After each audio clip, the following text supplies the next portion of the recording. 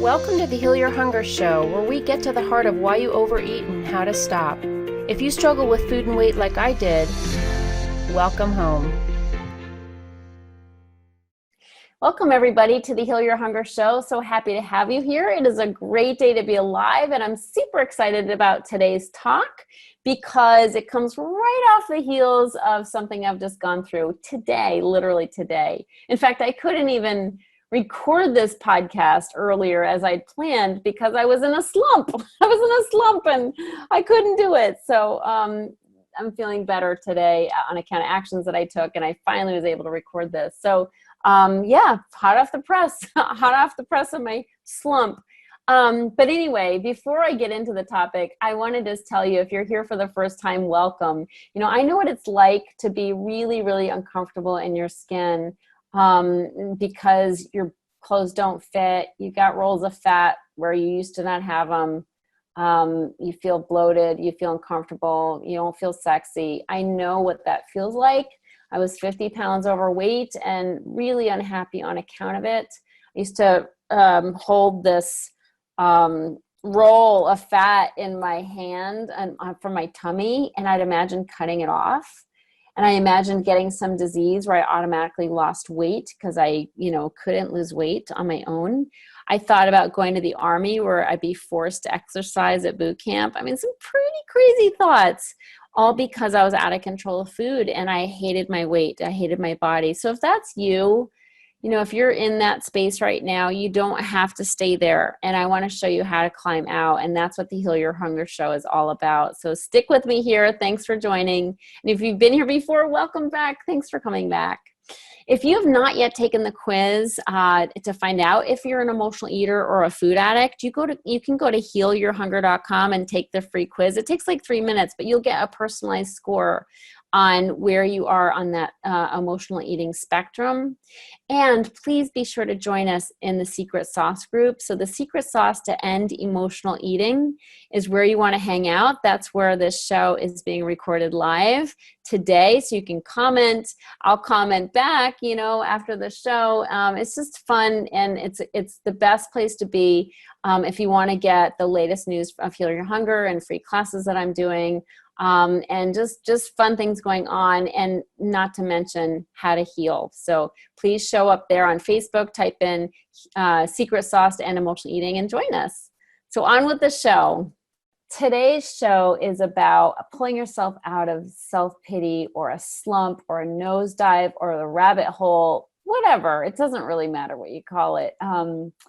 But we all go there, right? We all go there. And right now, especially in our world, there's a lot going on and there's a lot to get down about. And I'm not somebody who's generally down. But today, I've had a little bump in the road, and it's been hard to pull out of a slump today. And so I thought this is something I need to talk about. And if you relate, or if there's any comments, again, please share in the Secret Sauce group where I'm recording this live. So self-pity, such a terrible, terrible trait, isn't it? Nobody wants to admit they have it. Well, I looked it up in the dictionary, and it's sadness for yourself because you think you have a lot of problems or have suffered a lot. Now,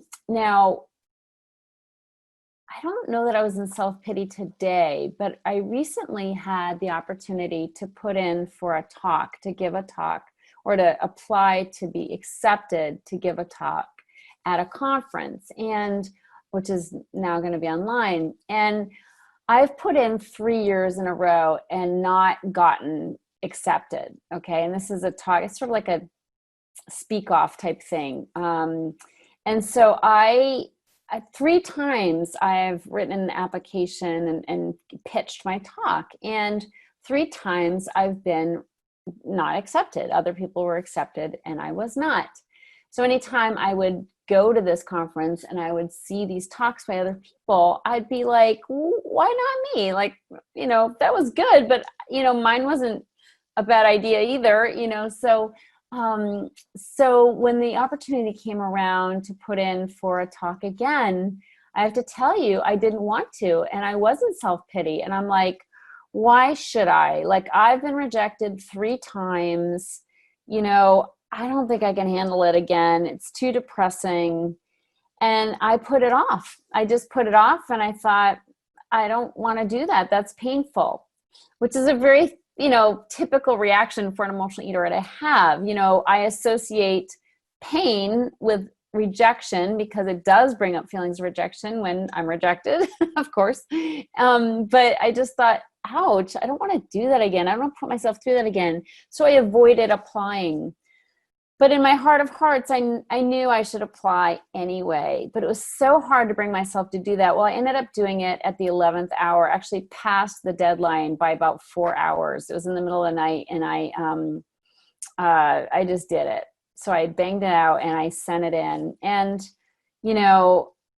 not thinking much, but of, my chances, but feeling really glad that I'd done it. Right. So even though I didn't want to, I took positive action. I did it anyway, in spite of what my head was saying. Don't do that. Don't go near there. Danger, danger, rejection feelings. You don't want to feel like a loser, all that nonsense. So I did it anyway. Lesson number 1, take action.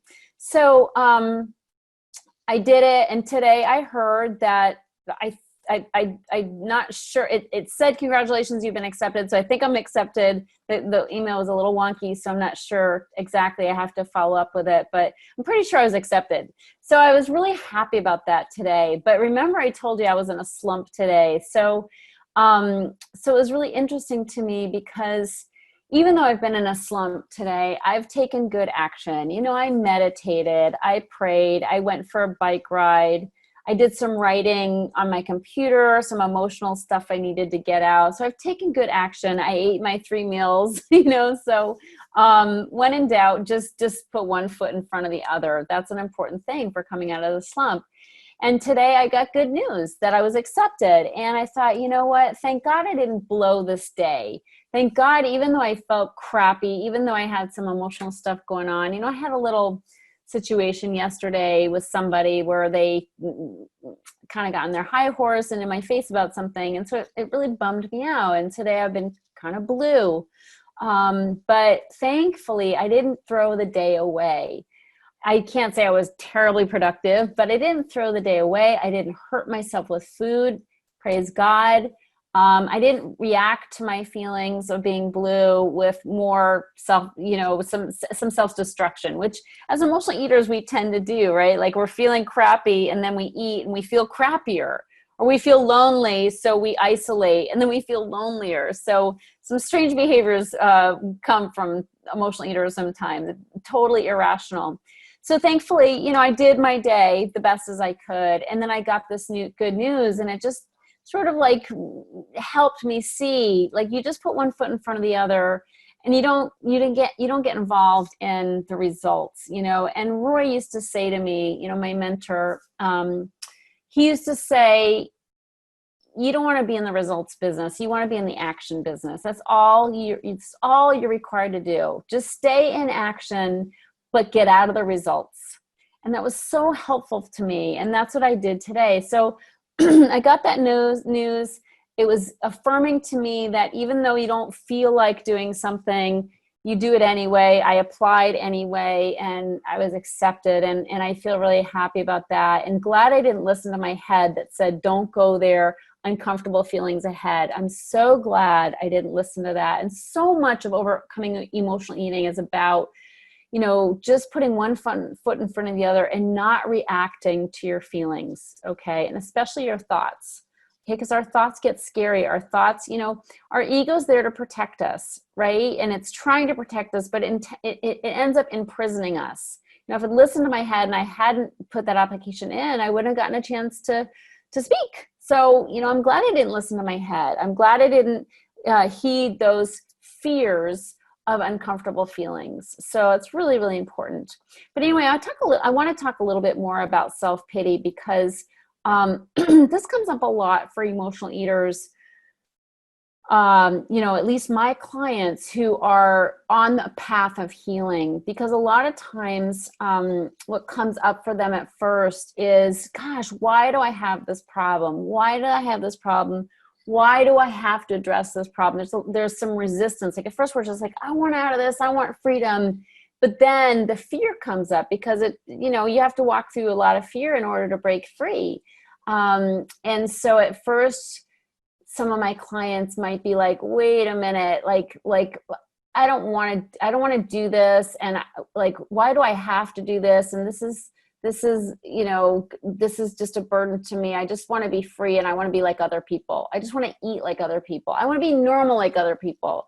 Have you ever had those thoughts and feelings? Like you see Betty Lou over there and she's eating, an ice cream sandwich, and you're like, how can she do that? And get away with it, right? We always see people as getting away with things, but if they're eating something yummy and they're not 200 pounds. But the thing is, that sense of why them and not me, like it's not fair. That's all part of that self-pity and that head trip that we often put ourselves on. Others can eat that and not gain a pound. Why not me? Why can they, eat an ice cream sundae and walk away and not feel bad and not go buy, a bag of chips and, a bag of Hershey's Kisses on their way home? What's wrong with me, and why can't I be like them? Okay, those thoughts of self-pity around being an emotional eater do come up, and it's really important that we address this, because that's a lot that is a lot of what sends us back to eating, is oftentimes when we're sort of forlorn and looking at other people who are eating, and we think, I want to be like them. Okay, so this idea of, poor me, and in Alcoholics Anonymous, there's a saying that I've heard, which is, pour me another drink. Okay, so it's just that way with the food for us, right? Well, for us, it's, pour me some more sugar, pour me some more carbs. But it's our thinking that leads us to that place. And so we really have to get a hold of our thoughts, because this idea of, I want to be like Sally, I want to be like Betty Lou, I want to be able to eat normally. We have to address that, because that will drive us back to the food time and time again. Well, I'll tell you how I do it. I have accepted that I'm an emotional eater. I'm an emotional eater, and I will always have that ability or propensity for going overboard with food. Like, it's a tension I live in, and I don't crave going overboard with food, by the grace of God, today, because of the work I've done and again, God's grace. But the thing is, I'm not cured either. So it's really important that I continue to ride herd on those thoughts when they get away from me and they start, kind of ranting about wanting to be normal or wanting to eat what everybody else is eating. And so what I do is I say, I used up my coupons. I say this to myself usually, but sometimes if somebody offers me something super ooey gooey and chewy, I'm like, no thanks, I used up my coupons. And I love that saying, because it's acknowledging to myself that, you know what, Tricia, you're not being deprived here. You've done your share of eating. Like, you've eaten plenty of that ooey gooey and chewy. So don't go thinking, poor me. Okay, you've used up your coupons. No is the final answer. Okay, so that helps me, because it's true. For one thing, like I get nothing. I get no more candy coming to me. I get no more cake coming to me. I have no more ice cream coming to me. I've eaten so much of that stuff in my lifetime, and no mas. No mas. I used up my coupon. So that's super helpful to me, is just to accept I'm an emotional eater. I've done more eating than your average person. It's not unfair that I'm not eating that stuff today, because I know where it will lead me. I know where it will lead me, and it will be painful. And I don't want to experience that kind of pain. I do not want that kind of pain in my life. So that helps me. And I just want to just really emphasize here that our thoughts are powerful, and we have to talk our heads down. Oftentimes I will have these conversations with myself. Tricia, you've had enough. Like, that's you've eaten all that you've used up your coupons, and that's super helpful. But I have to accept first that I'm not normal, and that's a hard thing for people to accept. But look at the record. I used to always sit in Friendly's ice cream with my friends when I was younger, and they would eat a sandwich and fries, and they would eat their sandwich and pick up their fries. My boyfriend does this as well. And, I'm like, why would you pick at your fries, and why would you not eat every single fried potato on that plate? Because to me, like, French fries are great. Like, they're one of the best foods ever. So I realized that early on that I wasn't normal. And the sooner I accept that and work with it and take appropriate actions to overcome it, the better. If I spend all my time fighting it, being like, why me, why me, why me? I am in such deep doo-doo, okay? And I really wanna stress that. And that's the problem with self-pity, is it leads us down that negative, dark hole that always leads to overeating.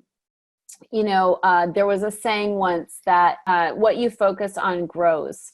So if we keep thinking self-pitying thoughts, if we keep thinking, poor me, like if I had let my thoughts take over of, I'm not going to apply for that talk because I'm never going to be chosen. Nothing good ever happens to me. I always get rejected. Like, if I had let my head really go there, I would have been sunk. And so we have to really pay attention to our thoughts, and what you focus on grows.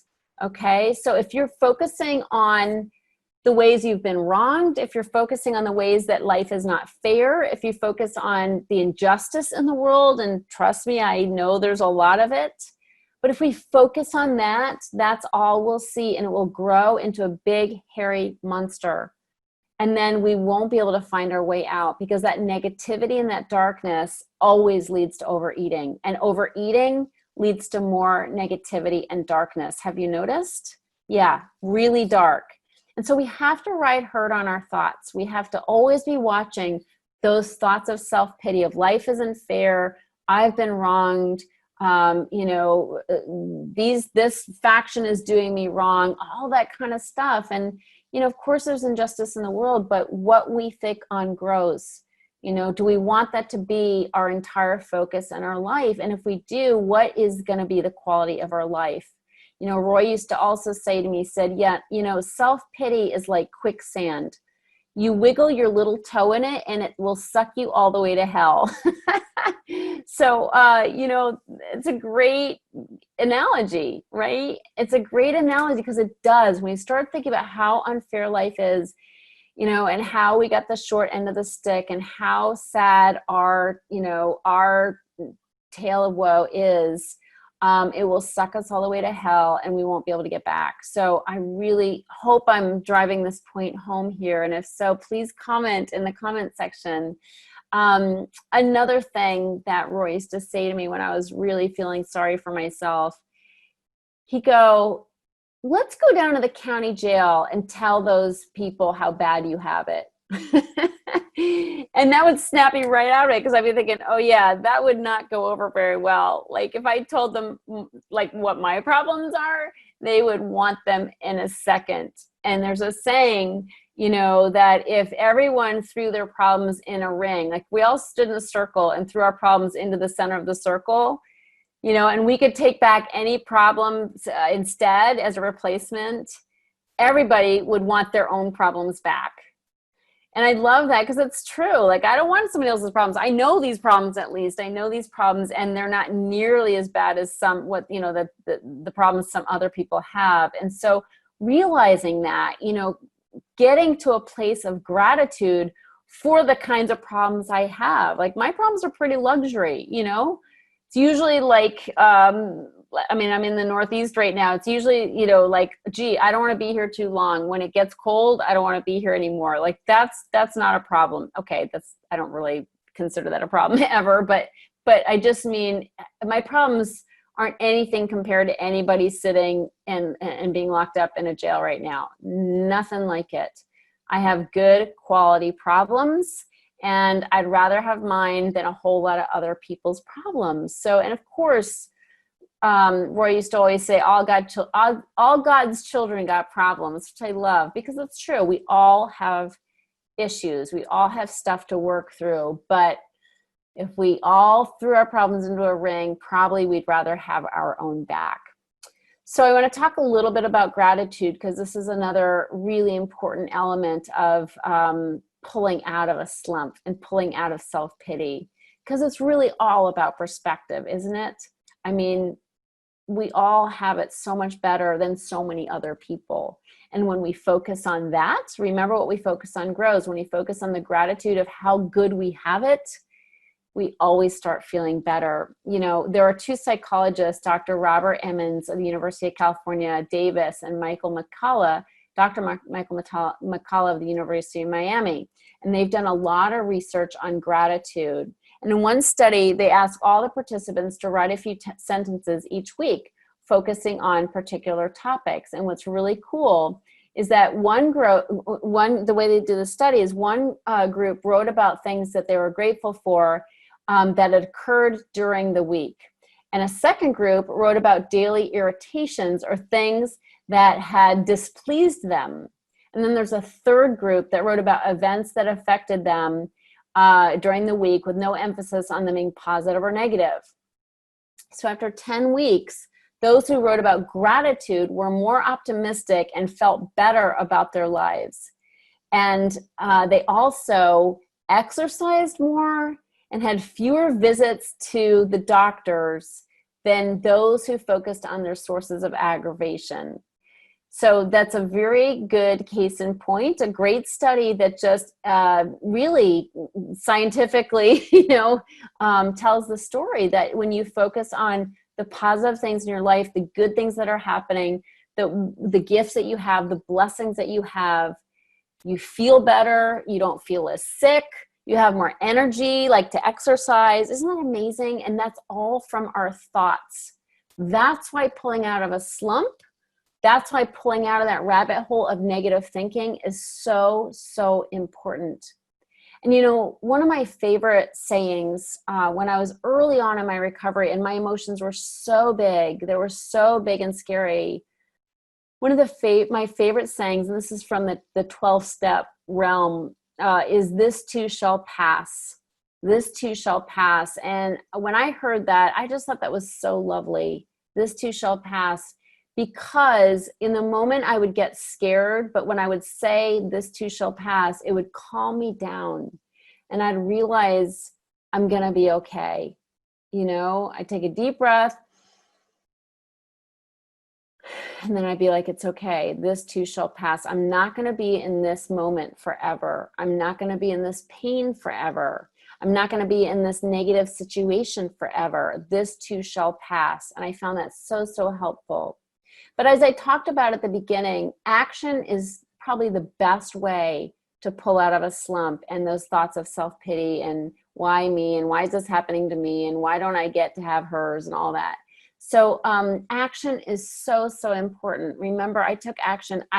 No matter what my head was telling me, I applied for that speaking position and I got it, and no matter what's going on with me and in between my ears, I do my meditation, I do my prayer, and the prayer more than ever. I mean, when I'm really feeling down, I'm like, God, help me, just help me, which is the best, most universal prayer there is. Just help, and I love giving it to God because I know God's got much better resources to solve my problems with.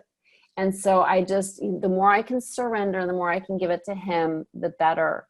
The more I am just like, God, take it. I don't know what to do with this. I know you do. That act of surrender alone is so, so powerful. And thoughts are so powerful, as I've talked about today. But in my experience, you don't think your way into right actions. You act your way into right thinking. So remember, action is really the key. No matter where your head's at, take good, positive action. No matter how you're feeling, act your way out of it. Act your way out of, stinking thinking. Take action. Do something positive. And when you do, you'll feel better. Pick up the phone, call somebody who's going through something tough and say, how are you doing? That action alone will get you out of your head. Take a warm bath. Go for a walk. Listen to music. Earlier today, I put my earbuds in and I danced. I listened to Lady Gaga and I danced. I boogied in my living room because I wanted to pull out of it. I had to take action. I had to do something that would change my state, and it really helped. It helped. It was great. only did it for like 5 minutes, but just, just that action is so important. I can't sit around and dwell. What you think on grows. And so you better start, getting into action, because it will change your thoughts and it will get you more focused on the positive. So I hope this has helped. These are just some of my tips, and some of the beautiful things I've learned along the way on pulling out of a slump and sidestepping self-pity. Remember, if you wiggle your little toe in it, it'll grab you and suck you all the way to hell. And you don't want to do that. So just remember to start changing your thoughts. They say, move a muscle, change a thought. And that's been my experience as well. Move a muscle, change a thought. So hope this has been helpful. I love you so much. And, we're all in this together. All God's children got problems. So it's not easy. None of this is easy. Life is not easy. And right now we have a lot of stress going on and pressure is high. The political climate is rough, and we have a pandemic. So guess what? It's not easy, and yet our mindset will make all the difference. So I hope this is helpful. You can pull out of this. Don't live in that place of darkness. Treat yourself well, eat well, sleep, get some sleep, take some action, go for a walk, meditate, pray, all the positive actions you can take, and focus on gratitude, things you're grateful for. So thanks so much. I love you so much. It's always good to be with you. And these are some of the things that have helped me pull out of a slump today. And I hope it helps you too. Take care. I love you so much. Bye. If you enjoyed this podcast and want to get free support, insider health info, exclusive invites to events, and more, visit healyourhunger.com.